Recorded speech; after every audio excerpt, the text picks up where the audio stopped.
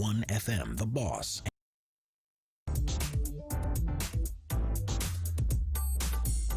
Programs presented are submitted by members of our community and are a proud sponsor of KNLY 91.1 FM. The views expressed do not necessarily reflect those of KNLY 91.1 FM, The Boss, and affiliates.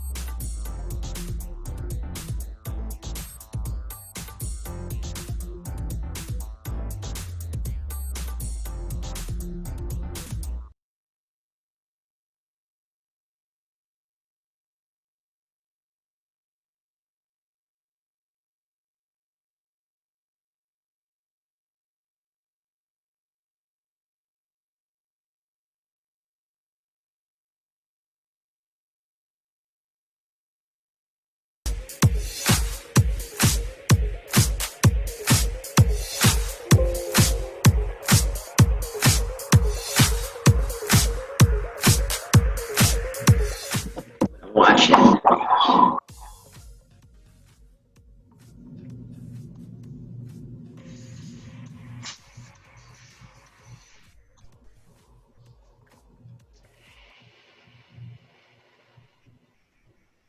Okay, I think we're live.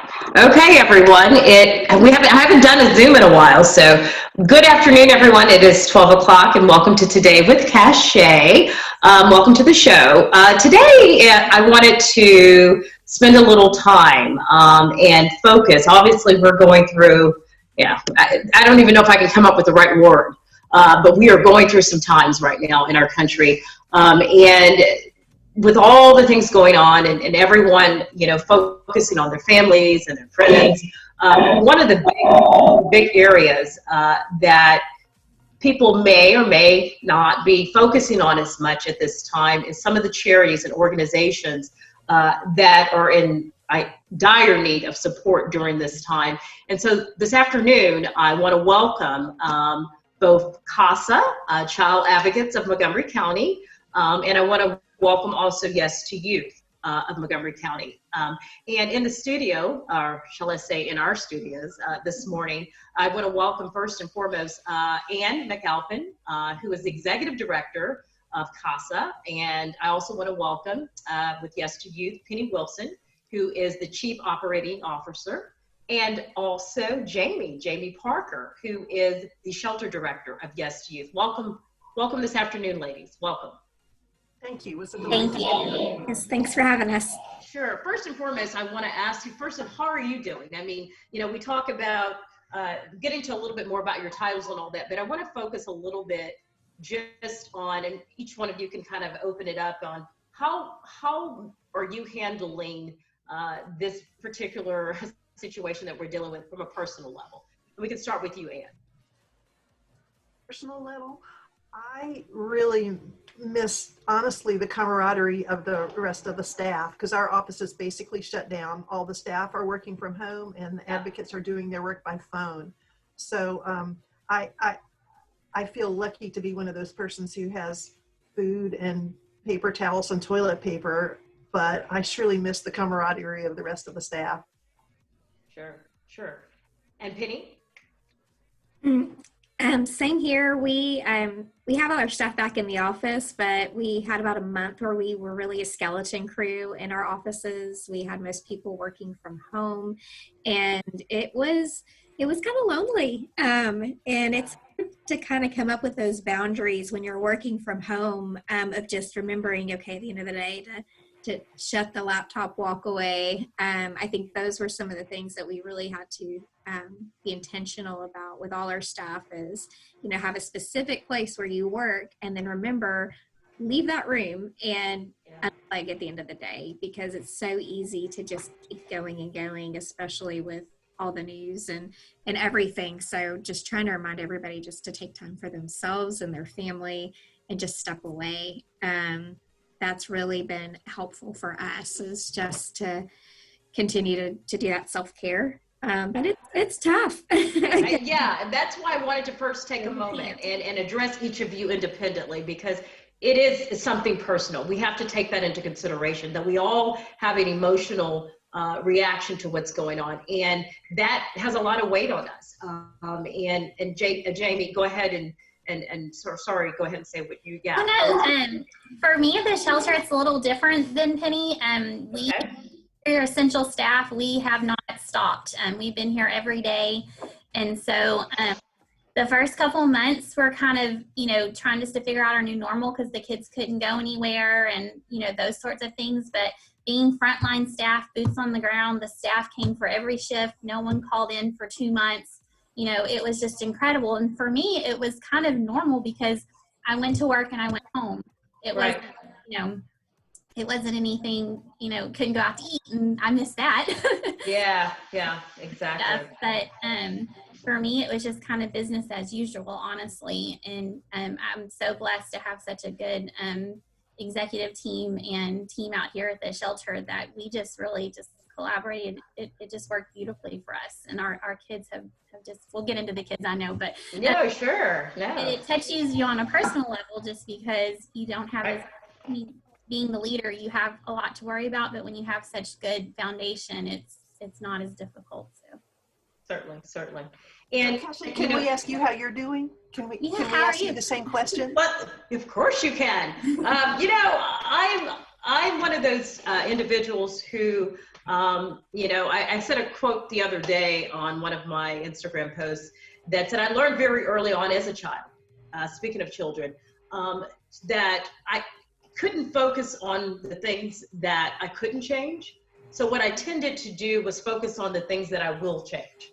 And so for me, I compartmentalize. And I got more into working out, got more into how can I help, started a business, my next business. For me, I channel. And I think that's so huge. That's a big point. What would I tell anybody? What would I tell a child? What would I tell an adult? I would say to them that when you're going through something like this, the only thing you can do is focus on what you can do to change your situation as you move forward. And how can you make yourself, and how do you turn and spin that? And I think a lot of kids probably that you deal with try to do that in their own right? And we can talk more about that. But that has worked for me for many years. And so other than that, there are moments where, Ann, I want to say, we know that feeling. Yeah. But I had to learn how to be a teacher to a fourth grader. That was there are moments. Fourth grader. There are moments where I'm like, nah, not wearing the mask, but you move on. But so let's dig into this a little bit, and thank you for asking, Ann. But let's dig a little bit deeper into how, and whoever wants to start first, how has this really impacted the support? One, you're always as an organization looking to get more and more support, and there's always gaps in that, I'm sure. But how has this dampened, if any, and impacted the support and donations that you as organizations are receiving? Whoever wants to go first. Ann, you can go. Well, yeah. we were very fortunate, and I say this with huge gratitude, that we had our gala before all this started. Our gala for us is a huge source of our funding for the year, maybe a third of our funds. And we're already thinking we might have to cancel next year's. So while we were very lucky this year, we take nothing for granted, and we're concerned about next year. We have an event in the fall. It's our run, and we've already realized that has to be virtual. It's just too early to plan or to count on being able for people to gather. I hope we're wrong, and when the time comes, we are able to say we made a mistake, we should have met in person, but that doesn't seem possible now, so we're planning it virtually.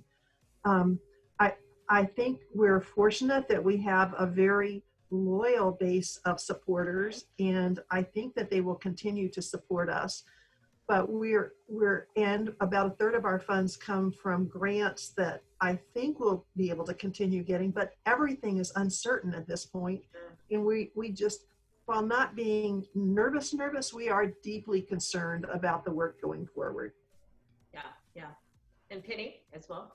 Yeah, we have some I guess some similarities and some differences there. We again also have a very loyal base of supporters. So as soon as everything was happening, we had volunteers and donors asking how they could help, which was amazing, because during this time of uncertainty and just the economy not being as strong, knowing that we've got people out there in the community that are on layoffs or, you know, unable to work right now, to have people reach out and offer to help is very humbling and encouraging, and it keeps us from being in that awkward position of reaching out constantly, telling people we need more when we know they're going through a hard time too. But our community is incredibly resilient and supportive, and so that has been wonderful to see. We did have to cancel a fundraiser. We had one set for the middle of April, and unfortunately had to cancel because of the county stay-at-home order. So luckily we, you know, were able to recover some expenses from that. We offered refunds to sponsors and things like that. We had a lot of sponsors just say, roll it over to the next event or just use it as a donation. That's awesome. Really encouraging. We also are, you know, trying to figure out how do we fundraise for the next, you know, 6 months to a year when we don't know if we can do our traditional formats of in-person events. So kind of had a little test run. We had a third-party event with Richmond Realty, Zach Richmond's group. They did a Shelter for Shelter fundraiser for us in June, and they did it as a virtual event. And the majority How did that go? It went pretty well. I think they set records. We haven't done an official announcement on what they've raised, but that'll be coming. And most, I think, people participated virtually or sponsored, but they really enjoyed being able to still be involved that way, and everybody felt safe. And it was still a successful event. So I think we're learning a lot as nonprofits that there are other ways to do things. So we're kind of just in a time of experimentation and trying new things. I think we've had to adjust our expectations for sure. So, you know, we're looking at our budgets and how do we manage with what we know comes in from our grants. So like CASA, we have grant support that covers a good portion of our budget, but our private fundraising really is where we fill in the gaps to make sure we can really meet the needs that are out there, because, you know, grants have matching requirements and they don't ever cover everything. So we still can't give up that other form of fundraising. So we just want to be sensitive to the community and not over ask also. So we did participate in, there was a Giving Tuesday, special Giving Tuesday for nonprofits related to COVID. So we did do a campaign there, but we're just trying to be very thoughtful and sensitive to how we approach that. We have our golf tournament in the fall that we've got November 9th. It's our Maggart Invitational at the club at Carlton Woods. So I want to make sure get that in there. We've got registration open and sponsorship opportunities. We're hopeful that since it's an outdoor event on a golf course, there's a lot of social distancing that can be done. We're confident we're going to be able to move forward, but we're also going to remain flexible in case things change. Sounds great. Well, it looks like it, you know, like, oh, go ahead, Ann. Yes, we've got to. I could also throw in, sure. in this community, we're also very dependent upon the oil and gas industry support, and not just the corporate support, but individuals whose fortunes are tied to that industry, and that has tanked at the same time as all this is something that I would say we're concerned about in the same measure that we're concerned about support due to the COVID problem. Yeah, that's awesome. Yeah, well, and like you said, you know, it sounds like people are still trying to, resiliency, you said, and things of that nature are still trying to throw their support your way. And we can look at some ways, I'm sure, to be creative and stretch ourselves to make it more attractive for people. And I'm sure you ladies are doing that. We're going to take a really quick commercial because it's time for that. And when we come back, I do want to dig into the children and kind of get some insights on how they've been impacted as well. So we'll be right back.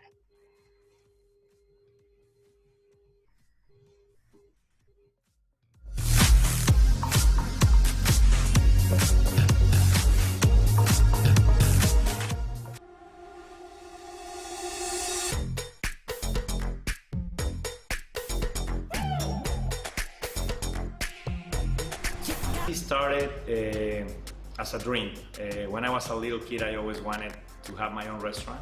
And it was a dream that finally we had the opportunity to build it here in the Woodlands. And I'm so happy with it.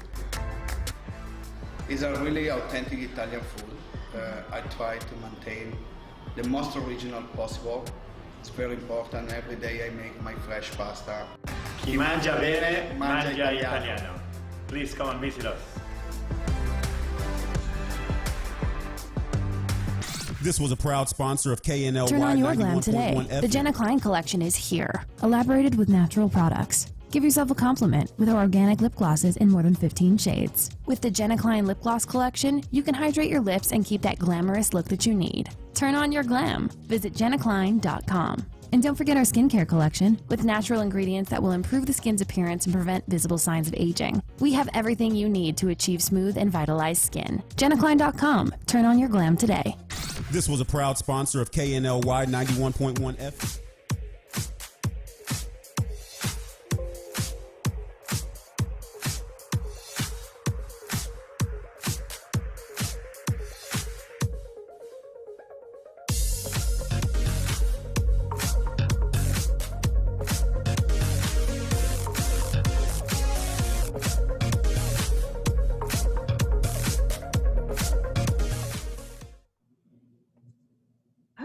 Welcome back to Today with Kashay. Yes, it is. We are here.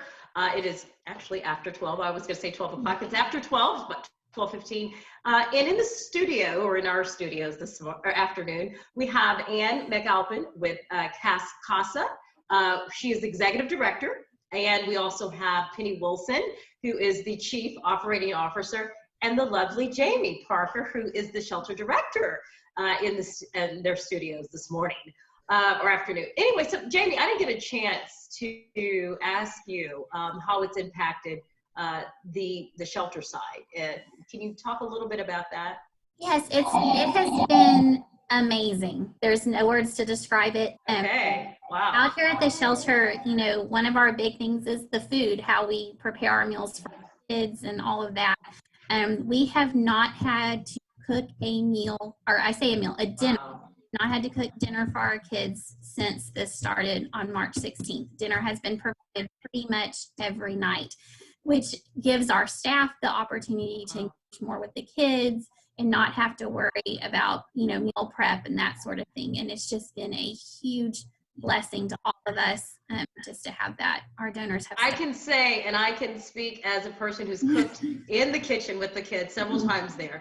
One of the most amazing things. If anybody gets an opportunity to do that, I always like to say I was helping them, but what I got out of it every time was 10 times more than any. It's a very rewarding experience, and I need to get back there and do some cooking. So you're welcome anytime. Very, very good point. So the other thing we talked about, you know, before commercial, I mentioned the children, and I have to wonder. With all that's going on from an emotional perspective, just has the needs changed at all? Are y'all seeing, you know, Ann, Penny, and certainly Jamie, are you seeing the needs the same with the kids? What would you say are the top 3 things that either are the same needs or have changed? And what would you say to people out there listening, how they can help? Yeah. And whoever wants to go I'll first. speak to the shelter, if that's okay. I would say, and Penny, please jump in anytime. The needs have changed slightly because now, you know, if we do take the children to a doctor's appointment, we have to wear masks. You know, safety is number one, and so we're trying to keep everyone safe. And so those needs, like as far as, you know, Clorox wipes and toilet paper and, you know, the things that were hard to get there for a while were kind of important to us, you know, because we're trying to keep everything sanitized. We're currently still not letting anyone as far as visitors into the shelter, except for law enforcement, caseworkers, those sorts of people. So we're just trying to keep everyone safe. With school coming, Chromebooks is something that's been on my mind and on my heart in case we have to do virtual learning. That might be a need that we've never had to have before that we're going to have to look into. But you are still taking people to come in and cook. They'll have to go through a process, I'm sure. Well, they're donating meals right now. Okay, so that's what they're doing. Okay. Yes, Okay. right now. So they'll drop it off at the door, and we have our mask on. Perfect. Perfect. So you're welcoming people to continue to do Yes. that. Please reach out to you. Yes. And Penny, great point. And Penny, needs top 3. Yeah. I would echo just like Jamie said. Imagine those of you that have teenagers having 15 of them. They have bottomless stomachs. They need lots. Come on, Ann. They use a lot of supplies. So constantly trying to keep hand sanitizer, paper towels, toilet paper, all kinds of cleaning supplies in stock, laundry detergent. Those sorts of things are always important. Also, we are really trying to find alternative ways to keep the kids busy. Usually in the summertime, we take them on a lot of outings. We go to water parks, we go to the community pools. We can't do that right now safely. So we actually, thanks to the help of some donors, we were able to get a water slide. So we've got a water slide, inflatable, that they have just been playing with. We started that over 4th of July. But any creative ideas that people have for activities, so anything that you've noticed that your kids really like at home, shoot us some ideas, because that's also another thing.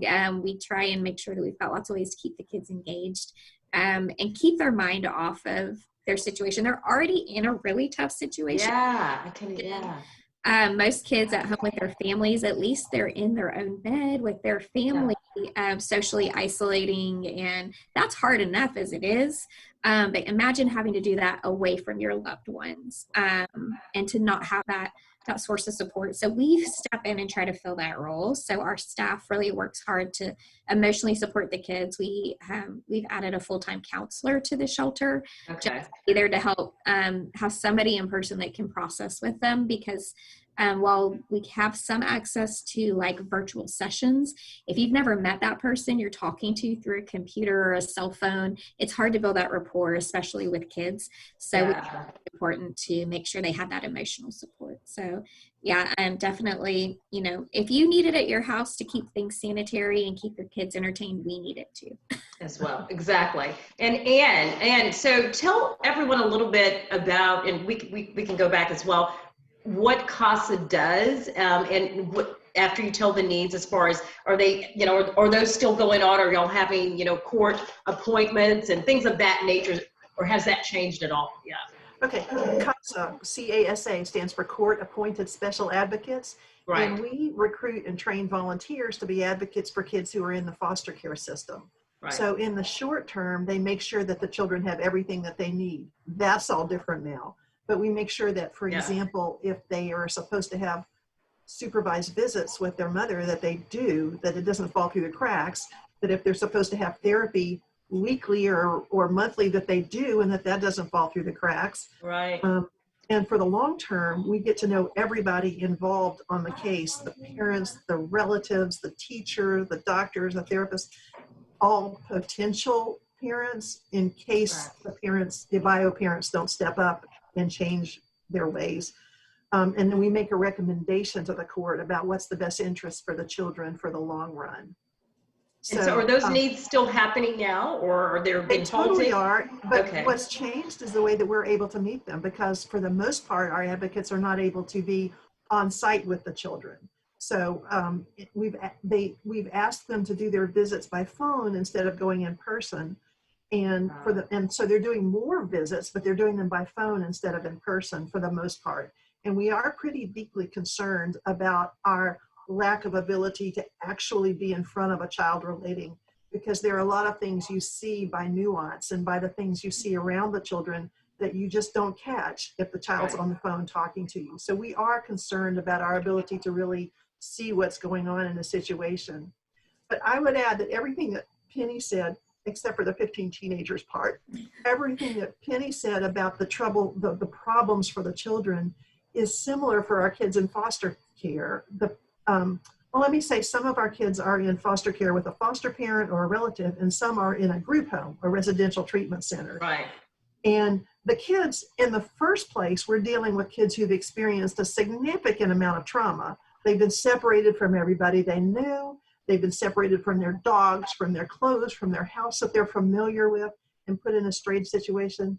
These are kids who, because of the trauma that they've experienced, may well not have developed the resilience that we were talking about earlier, the resilience that's so necessary to deal with a situation like this.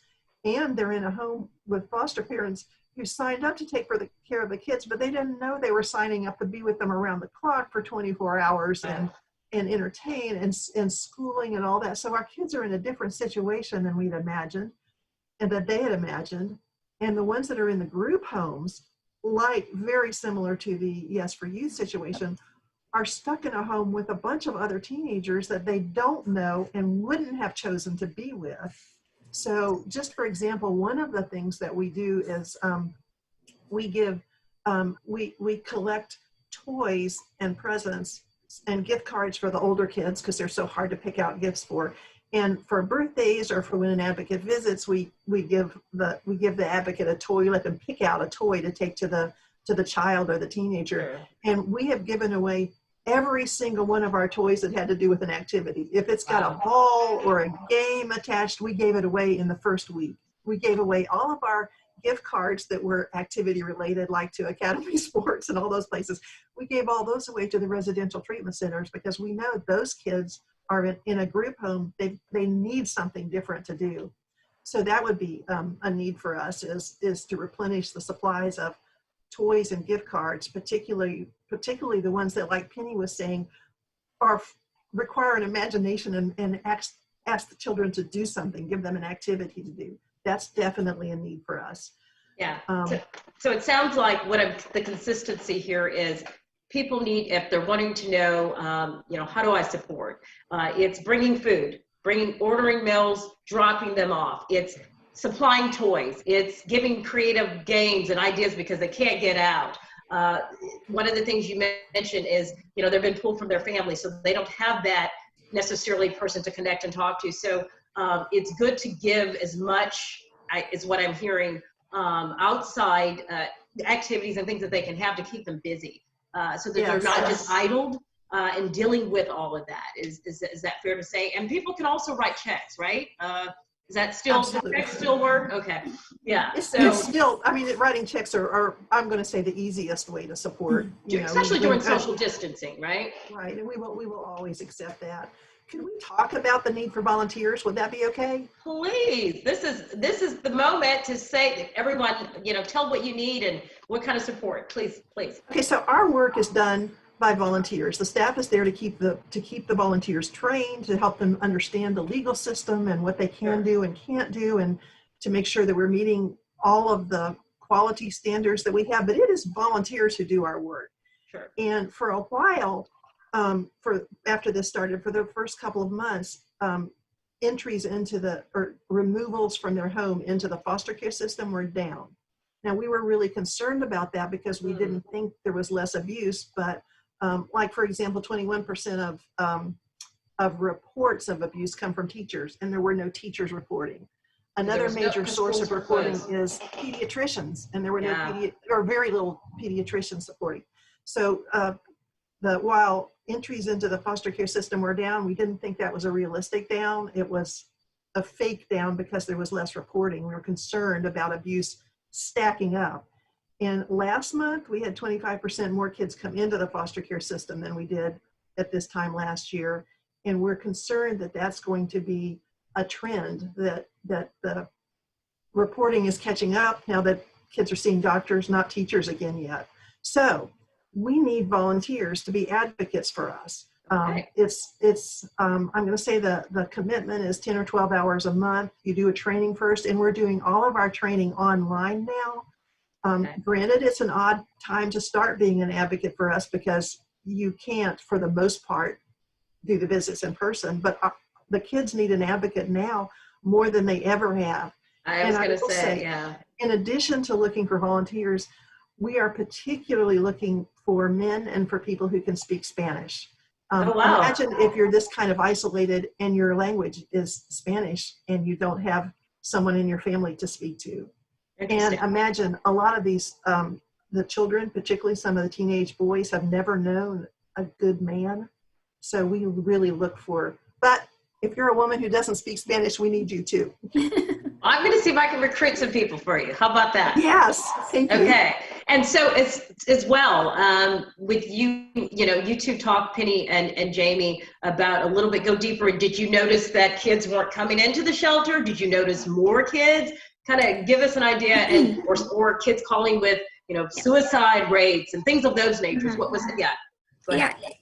And so another thing that we do have our youth shelter, and we focus on the ages of 10 to 17 there. Kids who are a mixture of in the foster care system, or they may be runaway homeless youth. Yeah. We also have a program that is 100% free crisis counseling for youth. And through that, we have a 24-hour hotline where anyone in the community can call if they need some support, whether it's family conflict or suicidal thoughts, or they have a kid who has made an outcry of suicidal thoughts or self-harm and needs support. So we have that available too. So we kept both programs running full-time throughout this entire public health crisis. And what we saw was it got really quiet for a couple of months. We had existing clients that were coming and continuing sessions, which we converted all those to virtual sessions, and they stayed really engaged that way. But we noticed the topic of conversation in sessions may not have been what it was before COVID hit. So parents were asking more about how to get connected to other community resources like basic needs support. So where can they get food? Where can they get rent assistance? Things like that. Really worried because, or how do they get childcare now that their childcare may be falling through? So that was a little bit more a role our counselors took. And so we saw in the beginning more of people focused on that. And now we're starting to see as time goes on and people have those things figured out more. Now we're starting to see more of the anxiety come up. We're starting to see more calls with kids really struggling with the isolation and the uncertainty. Do they get to go back to school in the fall? We've had some seniors who've just graduated from high school calling for support because they don't know if they can go off for their next phase of, do they get to go to college? Do they get to start trading? What comes next for them too? And then we also have a lot of parents who are feeling the fatigue as well if they're working from home or playing, juggling and then trying to figure out, what am I going to do in the fall if school's virtual? How do we keep this up? So, we've put together some online support groups for parents, also for grandparents, raising grandparents. So if you're a grandparent, you've got a teen right now. So that's been a big change, right? That's been a big change. Focus has kind of gone from the children to the parents. It has. The parents need a lot of support right now. And that also goes back to wanting to make sure that parents who normally would have lots of support that they have the skills they need to not end up in the welfare system and through family conflict because everybody's just at their wits' end. So we want to make sure we're supporting families with positive strategies to keep their families intact and supported throughout all of this. And Jamie can talk a little bit more at the shelter. We did see some slower placements just because everybody's just being really cautious before they move kids around. We already, don't want to move kids around too many times because that just creates more trauma for them. But when a kid does need to be moved, there's all those extra questions now at play. Have they possibly been exposed to COVID? Do they have any symptoms? Do they need to be tested before they go to a new foster home or come to a shelter?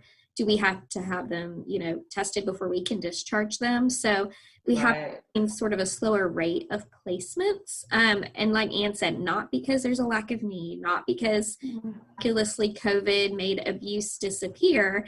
It's just changed the speed at which the systems can move and also slowed down the rate of detection of issues going on in homes because you don't have all those other outside influences and outside eyes seeing what's going on when families are sticking more to themselves. Yeah. And Jamie, so I wanted to know, how are y'all working on it? I know y'all were building up new shelters, correct? And how is that coming along? We have 2 new cottages. They are not complete yet, but they are very much nearing the finish line on the cottages. And so we are currently, we all been knowing about waiting on these. Yay! I know, trust me. But I should have said at the beginning, we're a state licensed facility that houses youth ages 10 to 17 who are primarily in the CPS system. And we're going to we serve 15 total. And with these 2 new cottages, we're actually going to get to double and go to 30. Yay. Cottage will be for girls and one will be for boys. talking about 15 teenagers, imagine having them both boys and girls under one roof. It gets no, Ann says she's not going to imagine that. Okay. I know people are always like, how are your days out there? I'm like, every day's crazy. Some are just crazier than others. But no, the cottages are coming along beautifully. We are so excited. The kids are even excited because they're getting the finish line. And so they're like, when do we get to move in? Yeah, that's awesome. That's awesome. So the other thing I was going to talk about, we kind of touched on earlier about events, and you mentioned you have a golf tournament coming up. Your gala happened before, great. Let's say someone's out there and wants to do some type, everyone listen, write the check, number one. Number two, donate some food, become a child advocate, volunteer your time, bring toys, gift cards, all of that stuff. But let's say someone wants to create, someone maybe like a Kashay, but somebody wants to do a virtual event or create something. What type of things would they reach out to you, or if someone wants to kind of talk about fundraising with you guys, what should they do? Call immediately. Yes, we are completely.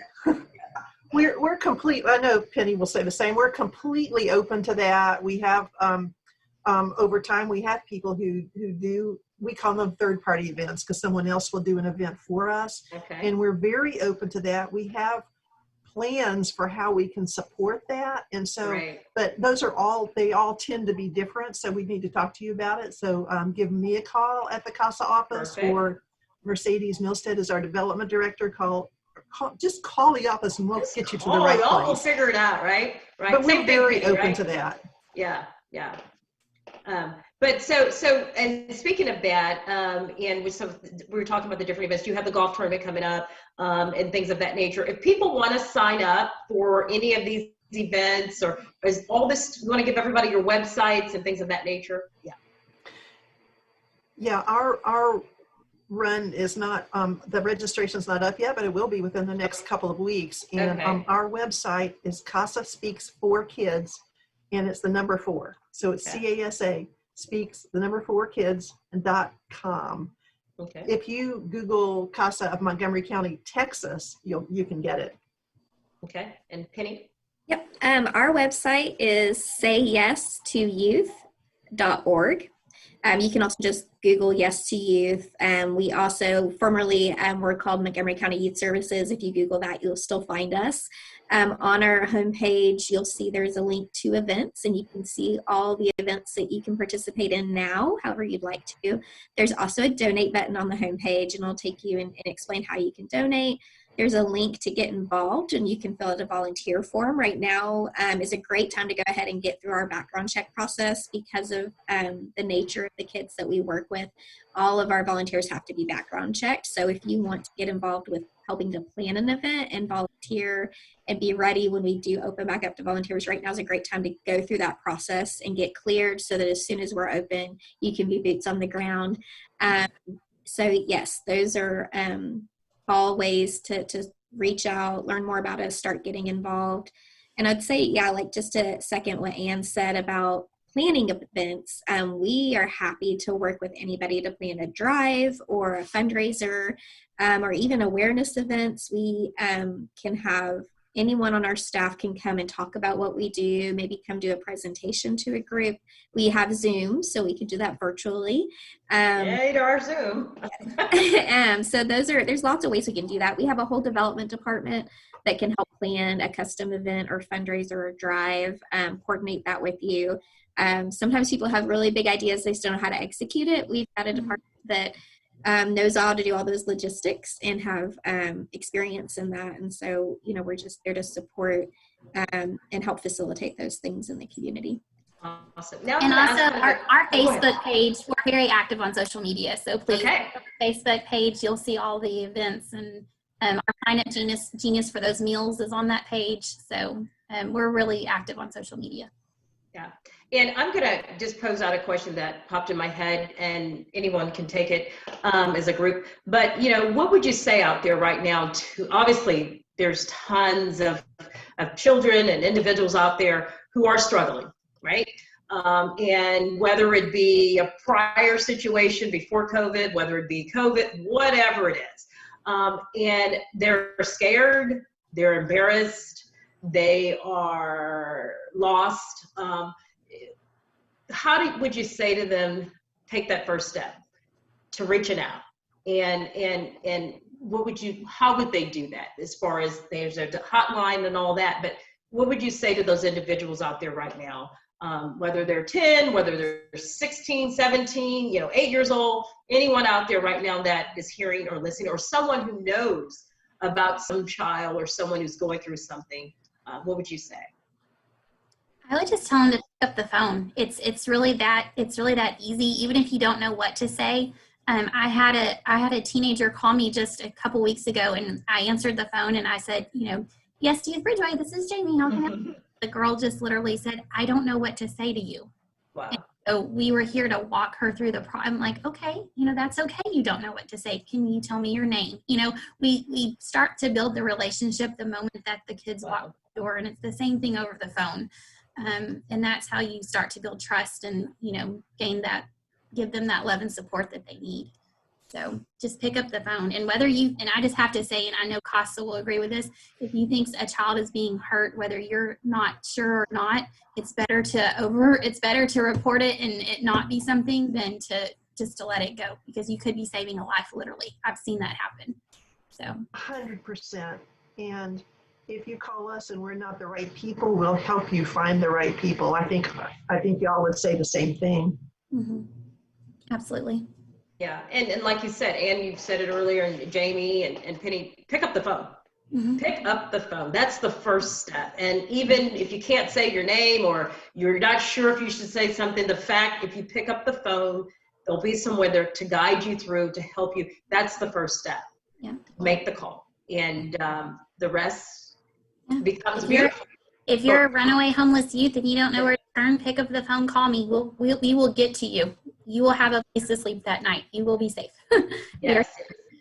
Yes. Okay. Well, we're going to go ahead. No, Penny, go ahead. I was just going to second that and just say, a lot of the kids we deal with have trust issues. They've been let down a lot in the past. But so I would just encourage them, if in the past they've asked for help and it hasn't worked, don't stop. Just keep trying.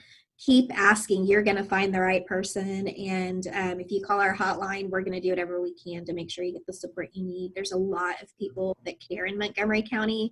There's a lot of support, and don't give up, because we're all in this together and we're here to help. That's awesome. Okay, we'll take another quick commercial and we'll be right back. Thank you. Proud sponsor of KNLY 91.1 FM. Hello, my name is Dr. Sadaf Javed. I'm a child and adolescent psychiatrist, and I see adults also. I've been practicing in the greater Houston area for the past 5 years, and my practice is in the west side of town. In these unprecedented times, it is so important to check in with your mental health. Please pick up the phone and call 832-304-7244 or mycognitivepsychiatry.com, and we would be happy to help. Thank you. This was a proud sponsor of KNLY 91.1 FM.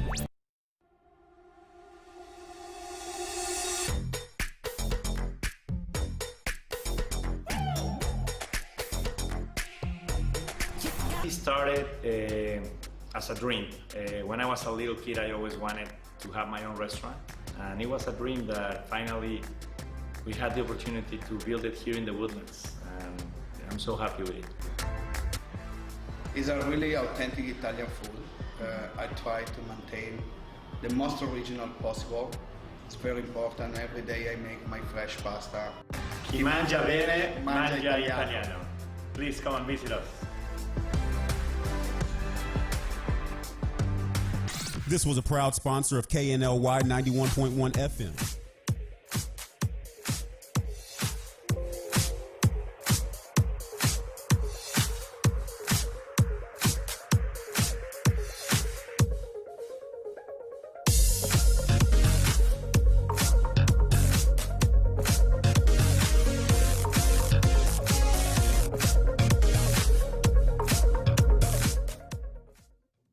Well, hello everyone, and welcome back to Today with Kashay. Today we're talking about, obviously, unprecedented times that we're dealing with right now. But one of the focuses that I wanted to put it on was the children. And we have two amazing organizations on and three amazing ladies on today. We have CASA, we have Ann MCAlpin, who is Executive Director. We also have Penny Wilson, who is the Chief Operating Officer of Yes to Youth.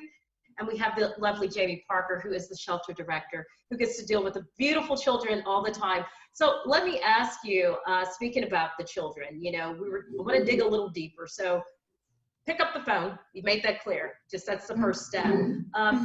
What's that like once they've made the call, they've agreed, they're entering into the center? Can you walk us through the process and then just kind of overall how the morale is?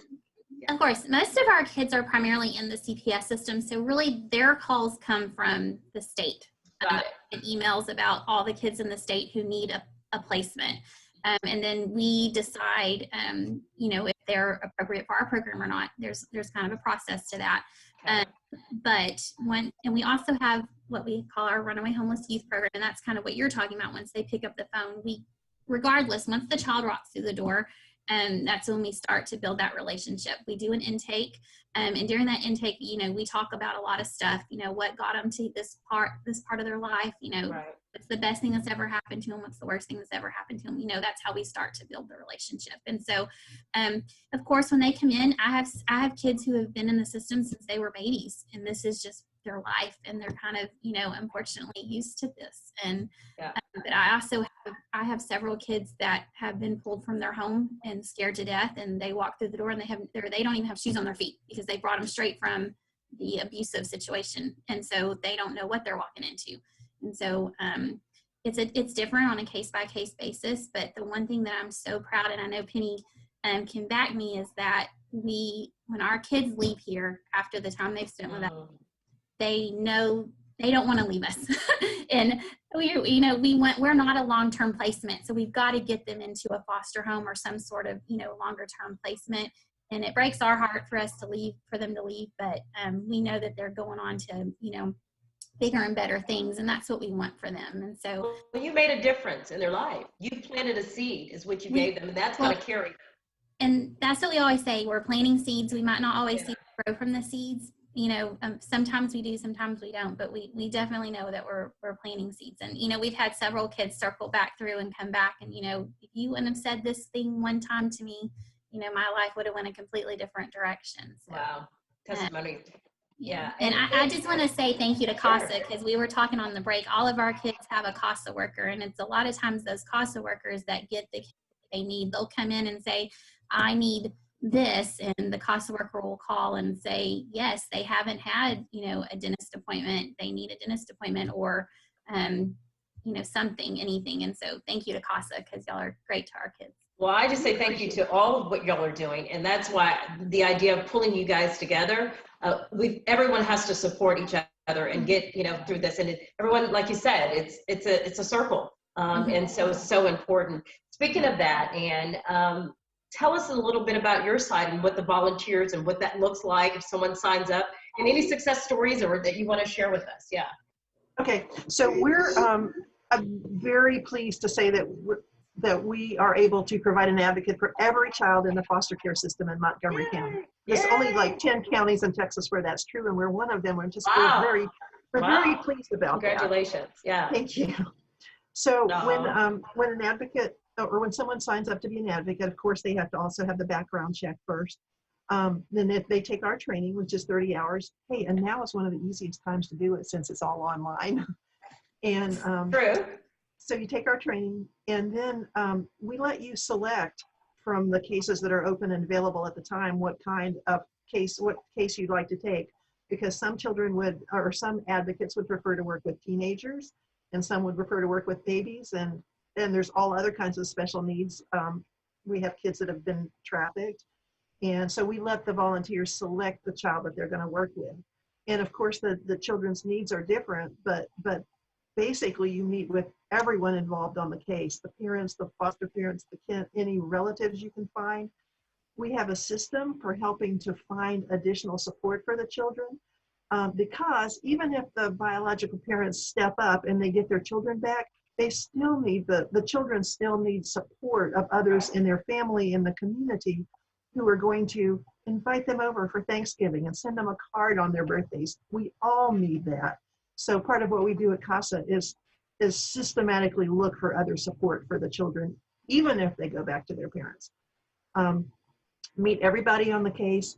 Like Jamie was saying, make sure that their short-term needs are being met, their doctor, their dentist needs, if they love to read, they're getting books. If they can't read, that we're insisting they get an educational assessment and figuring out why. And then in the meantime, we make the recommendation for the long term. So that's what our advocates do.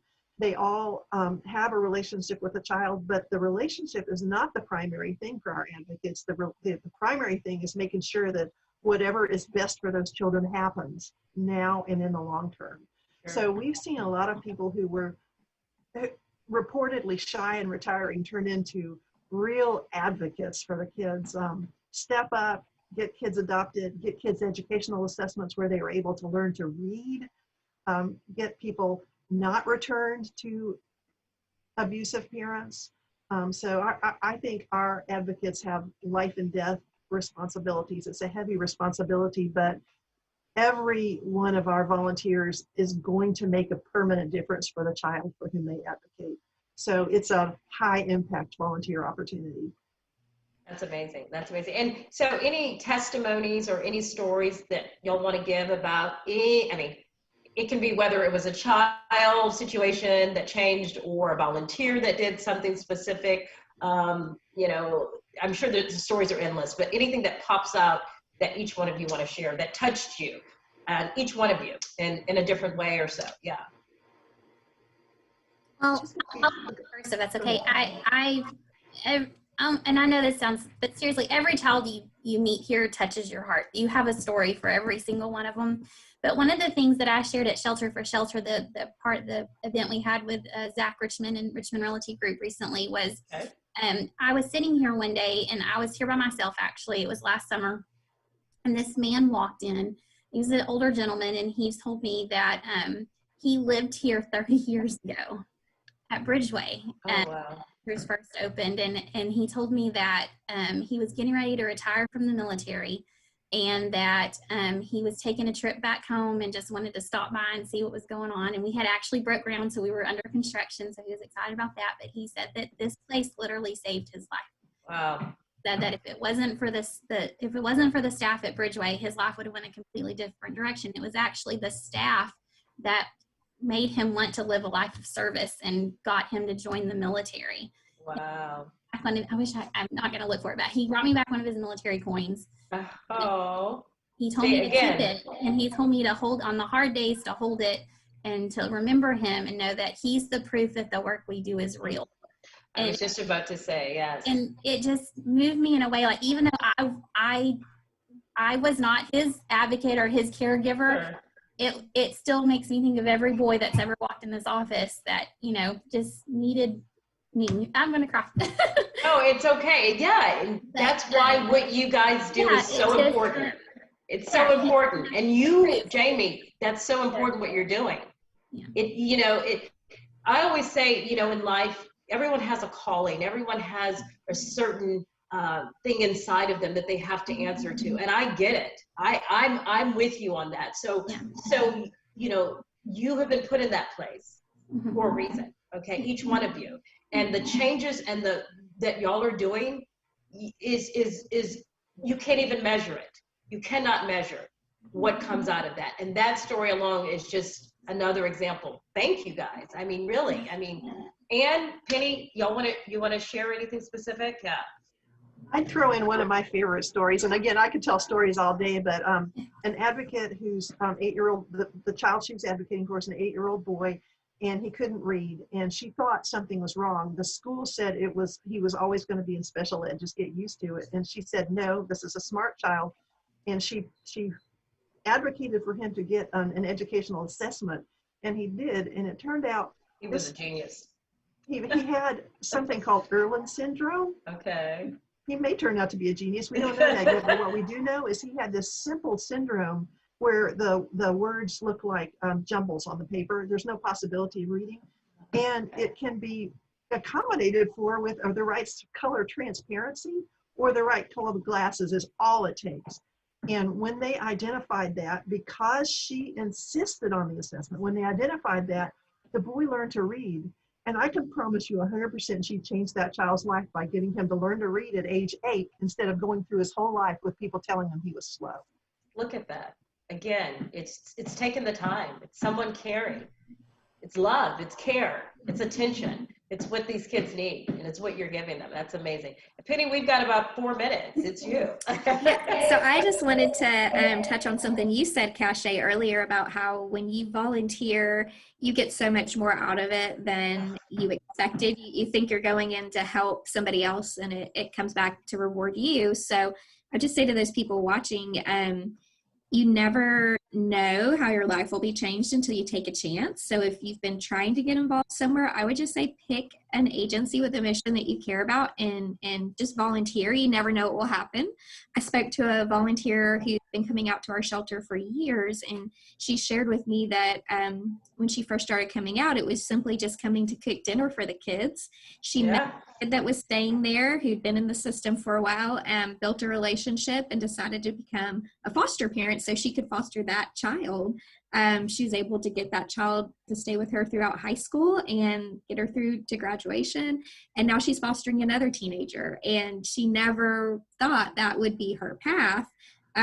But just through volunteering, she realized she had a passion for this, and it continues to help other children.